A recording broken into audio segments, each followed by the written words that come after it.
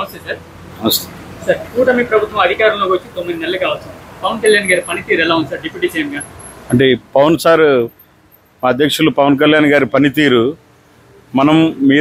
మేము మాట్లాడుకోవడమే సార్.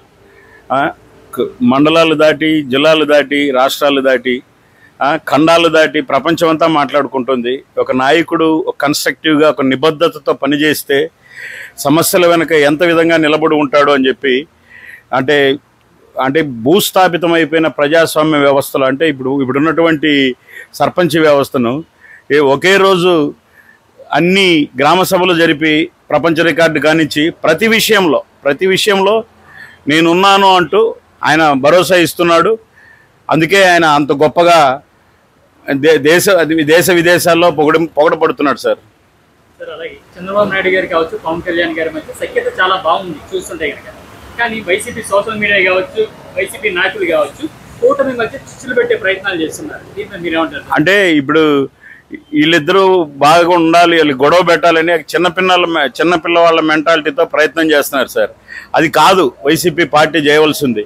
వైసీపీకి దమ్ము ఉంటే అసెంబ్లీకి వచ్చో, లేకుంటే కూటమి ప్రభుత్వం నిజంగా ఒక టైం బియాండ్లో చేయలేని సమస్యల మీదో ఒక నిబద్ధతతో వచ్చి ప్రశ్నిస్తే అఫ్కోర్స్ కూటమి ప్రభుత్వం కూడా స్వాగతించి ఇది మంచి అభిప్రాయాలు, మంచి నిబద్ధత కలిగిన విమర్శలు అయితే తీసుకొని దాన్ని పర్స్యూ చేసుకొని ముందుకెళ్ళడానికి ప్రయత్నం చేస్తారు. కానీ చంద్రబాబు నాయుడు గారికి మిమ్మల్ని ఇలా పవన్ కళ్యాణ్ అన్నారు, పవన్ కళ్యాణ్ గారు ఈరోజు ఎందుకు నిద్రపోలేదంటే చంద్రబాబు నాయుడు గారి వల్లే ఇటువంటి పిల్లచేష్టలు ఇవన్నీ ఈ పేటీఎం బ్యాచ్ చేసినందువల్ల ఏం కాదు. తర్వాత నేను జగన్మోహన్ రెడ్డి గారికి ఒక్కటే చెప్తున్నా, ఇలా అయితే మీరు 30 ఏళ్ళు ఉంటున్నారు, ఇంకో 30 ఏళ్ళు ట్రై చేసినా ఏమీ కాదు సార్. 11 కూడా దాటలేరు కదా.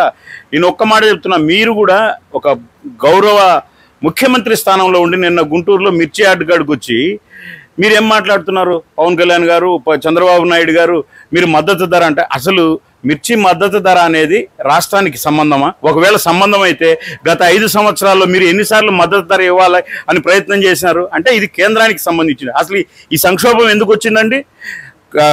ఎగుమతులన్నీ నిలిచిపోయిన దానివల్ల భారతదేశం నుంచి నాట్ ఓన్లీ ఆంధ్రప్రదేశ్ అన్ని రాష్ట్రాల్లో ఈ సంక్షోభం ఉంది.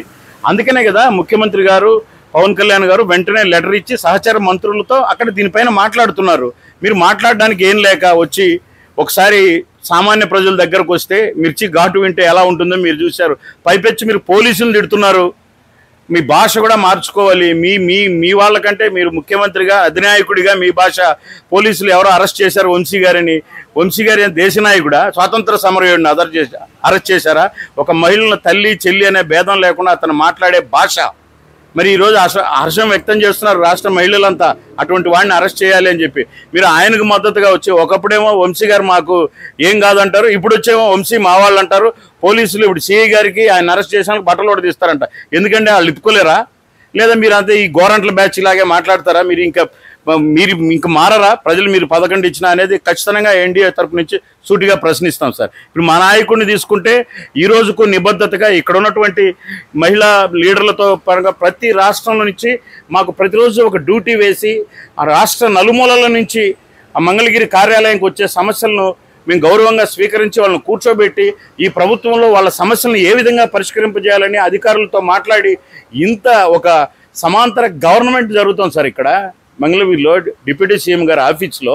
మరి ఇంత విధంగా మేము పనిచేస్తున్నా మీరేదో ఊరికే గాలి కూతలు కూసేసి గుడ్డగాల్చి మొహాన్ని వేస్తే దయచేసి ఇక్కడేం లేదు. మీరు ఇప్పటికైనా మారి మీరు కలిసి వచ్చి అసెంబ్లీకి వచ్చి కన్స్ట్రక్టివ్గా విమర్శలు చేస్తే వాటిని స్వీకరించడానికి ఎన్డీఏ గవర్నమెంట్ సిద్ధంగా ఉంది.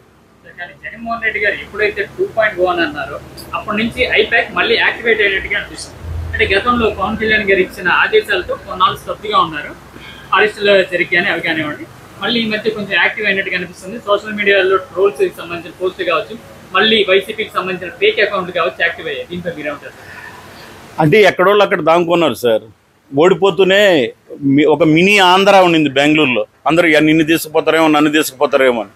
ఇక్కడ మనకున్న పరిస్థితుల్లో చంద్రబాబు నాయుడు గారు కానీ పవన్ కళ్యాణ్ గారు కానీ ఈ వాళ్ళు చేసిన 5 సంవత్సరాల దరిద్రాన్ని ఆ పాపాలను గడగడానికి కొద్ది టైం పడుతుంది. ఈ టైం లోపల ఏం అనడం లేదులే అని చెప్పి ఇప్పుడు వచ్చి ఆయన దానికి తోడు ఈయన వచ్చినాడని ఈయన అంటున్నాడు. ఈయన 2.0 అంటున్నాడు. 1.0 అంటే వాళ్ళే టీవీల్లో వాటిల్లో బట్టలు ఇప్పి తిరుగుతూ ఉన్నారు. 2.0 అంటే ఈయన ఇప్పుతాను అంటున్నాడు. ఇంక 3.0 అంటే ఏందో ఆయన అర్థం చేసుకోవాలి. ఇవన్నీ కాదు, మీరు తెలుసుకోవాల్సింది ఒకటే, ప్రజా సంక్షేమం. మీరు బటన్ నొక్కేసి డబ్బు పే చేశారనేది, బటన్లు నొక్కడానికి ఎంత అప్పు చేశారు, నొక్కిన బటన్లు ఎంత, ప్రజల సంక్షేమంలో పడింది ఎంత, పడంది ఎంత, అది ఏ బటన్లోకి ఏ జోబులోకి పోయింది, ఇటువంటివన్నీ లెక్కలు తీస్తారు కదా సార్. అలాగే ముఖ్యంగా కేంద్రం నుంచి కూడా భారీగా నిధులు రాబట్టుకోగలుగుతున్నాం. పోలవరంకి సంబంధించి కావచ్చు, అమరావతికి సంబంధించి కావచ్చు. అంటే దీనిలో పవన్ కళ్యాణ్ గారి పాత్ర ఎంతవరకు ఉందనుకుంటారు సార్? అంటే వైనాట్ సార్, ఇప్పుడు కేంద్రంలో మనం కలిసి ఉన్నాము. ఈరోజు గౌరవ ఢిల్లీ ముఖ్యమంత్రి గారి ప్రమాణ స్వీకారం కూడా పెద్దలు మా అధ్యక్షులు పవన్ కళ్యాణ్ గారికి వచ్చింది. అంటే కేంద్రంలో ఒక అద్భుతమైన భాగస్వామ్యం ఉంటూ మా నాయకుడు మొదటి నుంచి అదే చెప్తున్నాడు, మనకు ఆంధ్రప్రదేశ్ అభివృద్ధికి ఒక వేదిక కావాలి ఢిల్లీలో. ఆ వేదిక లేనప్పుడు ఇప్పుడు ఇక్కడికి వచ్చి మిర్చి ధర ఘాటు దగ్గుతాడు కదా జగన్మోహన్ రెడ్డి, మరి ఢిల్లీకి వెళ్ళి ఎందుకంటే ఒక ధర్నా చేయకూడదు, ఢిల్లీకి వెళ్ళి ఎందుకు మోడీ గారికి ఒక రిప్రజెంటేషన్ ఇవ్వకూడదు, నీకు బాధ్యత కదా, ఈ ప్రజల్లోకి మాట్లాడుతానంటున్నావు కదా, మరి ఈ ప్రజల కోసం ఒకసారి ఢిల్లీకి వెళ్ళి ఇవ్వండి, ఏదో ఒక మంత్రిని కలిసి మిర్చికి మద్దతు ధర కలిపేయండి అని ఇవ్వండి, అది కదా నిజంగా జనాలు నమ్ముతారు. కాబట్టి మేము పవన్ కళ్యాణ్ గారి ఆశయం కోసం అనునిత్యం పని చేసుకుంటూ వెళ్ళడమే మా ధ్యేయం సార్. అలాగే మోడీ గారు కావచ్చు, అమిత్ షా గారు కావచ్చు, నడ్డా గారు కావచ్చు, ఇలాంటి పెద్ద పెద్ద నాయకులందరూ పవన్ కళ్యాణ్ గారికి విపరీతమైన ప్రాముఖ్యతనిస్తున్నారు. అంటే త్వరలో రాష్ట్ర స్థాయి నుంచి కేంద్ర స్థాయికి ఆయన దీన్ని వాడుకునే అవకాశం ఉందంటారు సార్? నేను మా సార్ స్థాయి మాకు ఎప్పుడు ఆకాశం అంత ఎత్తులో ఉంటుంది సార్. అంటే మీరు కింది నుంచా ఆ స్థాయి అనేది తెలియదు. మాకు అంటే మేము ఒక దేవుడిలాగా చూస్తాం ఆయన్ను. కాబట్టి ఆయన ఎవరికైనా సరే, ఒక సామాన్యుడి నుంచి ఒక ప్రధానమంత్రి మోడీ వరకు ఆయన ఒకే గౌరవం ఇస్తాడు సార్. మీకు తెలియని విషయం ఏంటంటే, మనలాంటి ఎంతోమంది ఆయన కలవను వెళ్ళినప్పుడు చిన్నపిల్లలు కావచ్చు, మహిళలు కావచ్చు ఇబ్బంది పడుతుంటే వాటర్ బాటిల్ తీసి ఆయన ఇస్తాడు. అంటే ఆయన నేచర్, ఆయన నరనరాన ఆయనకు అటువంటి ఆ యొక్క మంచితనం అది ఉంటుంది. కాబట్టి ఇప్పుడు మోడీ గారైనా సరే, అంటే ప్రపంచ నేతలైనా సరే, ఎవరైనా సరే ఇష్టపడే నాయకుడు సార్. ఎందుకంటే ఏమీ ఆశించాడు సార్. నా చుట్టూ ఉన్న ప్రజలకు, నా చుట్టూ ఉన్న సమాజానికి నేను ఇది చేస్తున్నాను, నాతో పాటు మీరు ఇది చేయండి అని అడిగేటువంటి మహనీయుడు సార్. మరి ఆయన ఎవరైనా సరే హర్షించాల్సిందే, ఎవరైనా సరే గొప్పగా పొగడాల్సిందే. అలాగే సిపిఐ నేత రామకృష్ణ గారు ఒక వ్యాఖ్య చేశారు, కాషాయ గుట్టలేసి గుళ్ళు తిరగడానికి పవన్ కళ్యాణ్ గారిని డిప్యూటీ సీఎం చేసింది అని చెప్పి వ్యాఖ్యలు చేస్తున్నారు. దీనిపై మీరు ఏమంటారు సార్? మరి ఇప్పుడు ఏ గుడ్డి గుర్రానికి పళ్ళు తోముతున్నాడు సార్ ఆయన సిపిఐ రామకృష్ణ?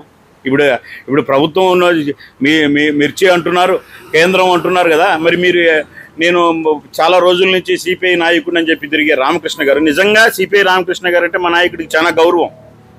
సిపిఎం నాయకులు అంటే మా నాయకుడికి గౌరవం.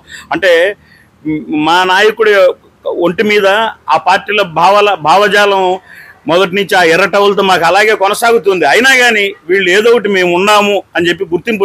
రామకృష్ణ ఎక్కడున్నాడో తెలియదు, ఎక్కడ పోటీ చేసినాడో తెలియదు, ఆయన ఏ సమస్యల మీద పోరాడుతాడో తెలియదు. ఇప్పుడు ఆయన గురించి మాట్లాడుకోవాలి, వెంటనే వచ్చి ఆయన గురించి మాట్లాడుకోవాలంటే ఉండే ఏకైక వేదిక ఏంటంటే పవన్ కళ్యాణ్ గారిని ఒక మాట అనేస్తే అందరూ నన్ను చూస్తారేమో. అది తిడుతూ చూడొచ్చు, ఇంకోటి చూడొచ్చు. బట్ ఇదే బాధ్యత ఉన్నటువంటి ఆయన, గుళ్ళు తిరుగుతున్నాడు అన్నట్టు ఆయన ఇటువంటి గుళ్ళు మీద దాడి చేసినప్పుడు ఏం మాట్లాడాడు ఈ రామకృష్ణ గారు? ఇన్ని గుళ్ళు దాడి చేసినప్పుడు, ఇంతమంది భక్తుల మనోభావాలు దెబ్బతిన్నప్పుడు ఏం చేశారు? మరి ఇది కూడా చాలా తప్పండి. ఇది మీరు నాస్తికంగా మాట్లాడచ్చు, కానీ భక్తిగా ఉన్న వాళ్ళను విమర్శించుకుంటూ మీరు ఇంకేం చేస్తారంటే, పవన్ కళ్యాణ్ గారు చేసిన దాంట్లో 100 జన్మలు ఎత్తినా 1% చేయలేడు సిపిఐ రామకృష్ణ. ఈవెన్ ఈ రోజు ఆయన ముఖ్యమంత్రిని చేసినా 1% చేయలేడు 5 సంవత్సరాలకి రామకృష్ణ గారు. గుర్తుపెట్టుకోండి మీరు.